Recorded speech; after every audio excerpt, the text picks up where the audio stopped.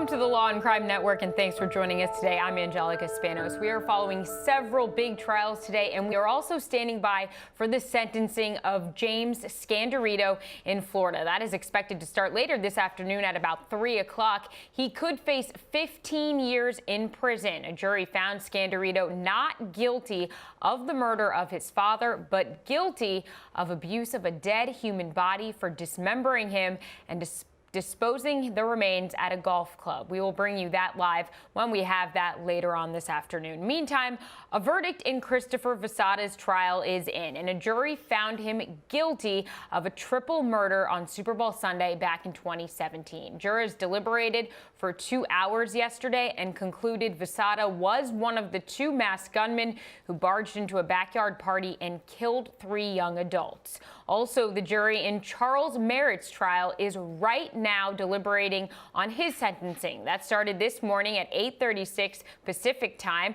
This is after Merritt was found guilty on 4 counts of murder for killing the McStay family back on June 14th. The jury will now decide if Merritt will spend his life in prison without parole or death by lethal injection. Yesterday, the jury deliberated for 2 hours, and today will deliberate for only 2 more hours because of a scheduled appointment. We want to go back to that verdict when the jury convicted Merritt of the brutal killings on June 10th. All right, joining me today to break this all down is our very own Aaron Keller from Law and Crime Network. Thanks for being with us today. Good to be here. Good to be here. So we just heard that verdict being read. Real quick, what was your initial reaction to this? Many people were pretty surprised. I was surprised. I was dismayed. And I think that my feelings were reflected in the faces of those who were sitting there at the defense table. Because, look, this defense team worked incredibly hard, dug up a lot of its own evidence, went and tested DNA on items used to bind the victims in their graves, found unknown DNA samples, and it still somehow wasn't enough to get an acquittal in this case. So there was a crushing weight when that verdict was read. And the prosecution gave their closing arguments yesterday, and basically what they did is they said, you convicted this man of murder, now you should sentence him to death. So let's recap what they had to say. All right, so again, you are listening to the prosecution's closing arguments in the penalty phase. Aaron, what'd you think of that? I noticed during it, you weren't buying it, it seemed like. Well, look, I mean, the prosecutor's trying to make a case here, but I don't think that the severity of injuries necessarily tells us who inflicted the injuries, okay? You know, where's the evidence of this deep-seated hatred? Because to attack a kid with a sledgehammer, I don't know if, and look, it's hard for me to look inside the mind of anybody who commits a murder, but just someone who worked with that particular father have it in him to just bash in the entire family's skulls with a sledgehammer. The prosecutor's trying to say, oh, this deserves death because of the brutality of the crime. But again, where's the financial motive? How does the prosecution get there? The prosecution's turning around and saying, vicious crime, you convicted this guy, go for the death penalty. The logic does not line up neatly in my mind. All right, and they continued to go on, and they did mention something that's been reoccurring through this entire penalty phase, and that is the phrase lingering doubt. So let's listen. All right, so this is interesting because the prosecution kept mentioning the lingering doubt, which we later find out that the defense does that too in their closing arguments. So them doing that first, do you think this is what kind of hooks the jurors here? Does these demonstrations and the things he's showing up on the wall and up in this projection, does that tie into all of this and the lingering doubt? Well, look, I mean, the prosecution's playing to that CNN interview where the defendant said, well, I'm the last person who saw them. The question is that really an admission? Some people could perceive it as an admission, and a jury could certainly have given it a lot of weight. But here's the thing with it. Is he saying that because he's trying to basically confess to a crime on a national television interview? Or is he saying it colloquially, I'm the last person who knew them, who saw them? And that's the way I read it. That's the way I read that interview.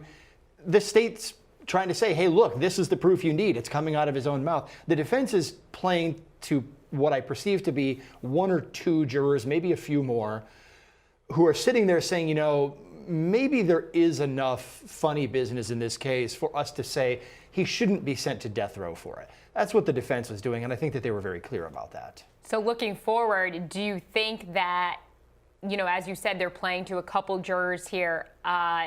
Where do you think this is going to go? How do you think this is going to fall? Well, look, I mean, if the jury splits, then it's life in prison. It doesn't, become a do-over for the state in any way. If it's unanimous death, then the defense has lost the case big time. Despite the defense, in my opinion, and in many other opinions here, personal opinions, having a really solid defense case. If the jury goes for death on this, then this jury bought the state's case hook, line, and sinker, if they're going to go for that strong of a penalty. I fear that because of that unknown DNA. All right, we will have to wait and find out and see what happens. Stay with us here on the Law and Crime Network. We have to take a quick break. We'll be back. All right, so that was the defense's closing arguments there. Basically what happened is he used his final argument to make a step-by-step review almost of the trial and the evidence there, and tried to convince the jury that there was enough lingering doubt after the conviction that basically he's saying you have to vote to recommend the life in prison rather than the death. And he kept saying that there are more questions than answers here. He brought up, again, lingering doubt multiple times. Aaron, what do you think of that strategy? And I guess, what did you think it was effective? Well, look, I think Raj Malin is an excellent attorney. I think he did a great job there in one of the hardest logical situations that I've seen a defense attorney in quite some time, because again, he did have good, solid evidence in his favor, and that's rare. Usually the defense just tries to poke some reasonable doubt. Maybe the investigation wasn't thorough enough. Maybe this other guy did it. Here we have factual evidence that was in the defense's favor, but he needed to get up there and tell the jury, hey, look, I respect your verdict, I have to at this point, but I'm almost going to ask you to sort of claw it back. That's what he was doing, and that's a really hard thing to do at this stage in the proceeding. But what he didn't want to do is rip up the rug and say, okay, I'm going to present a bunch of mitigation evidence to try to save my client's life because I've been telling you all along that he was innocent. So he had to logically continue down the same track he laid down during the case in chief, during this phase of the case, and do it in a way that didn't inflame the jury, because the jury said this guy's guilty, I don't believe you. That's a hard line to walk. And one of the things that I talked about yesterday with some of our experts was the fact that he didn't try to connect anything to mitigation.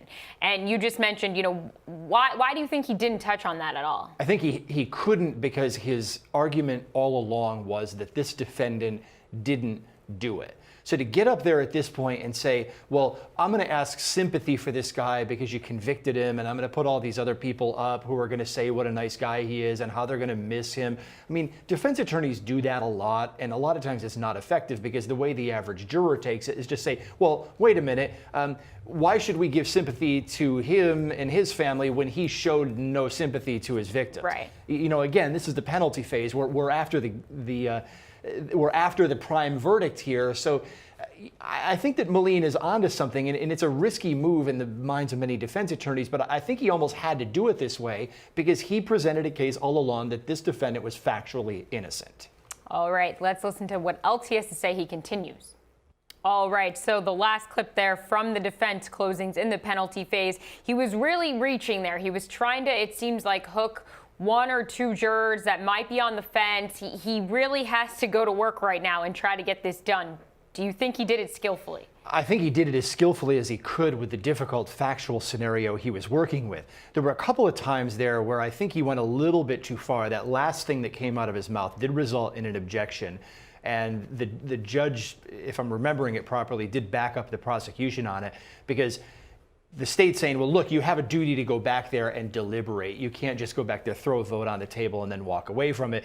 Malin he didn't really backtrack, but he said, what I really mean is stick to your guns, that if you don't think this is a death verdict, then stick to your guns. That's what he really meant. So again, there's a lot of quibbling over minor issues in this case because there's a lot of animosity between both sides. We saw that play out, and we saw that with the phrase that Malin used there where he said, blah, blah, blah, as the state's case. That was a little bit risky in my mind, maybe a lot risky, because remember, the jury bought the state's case. So to belittle the state's case at this point in the argument, it gets risky, but it is logically connected to the way the defense played the rest of this case.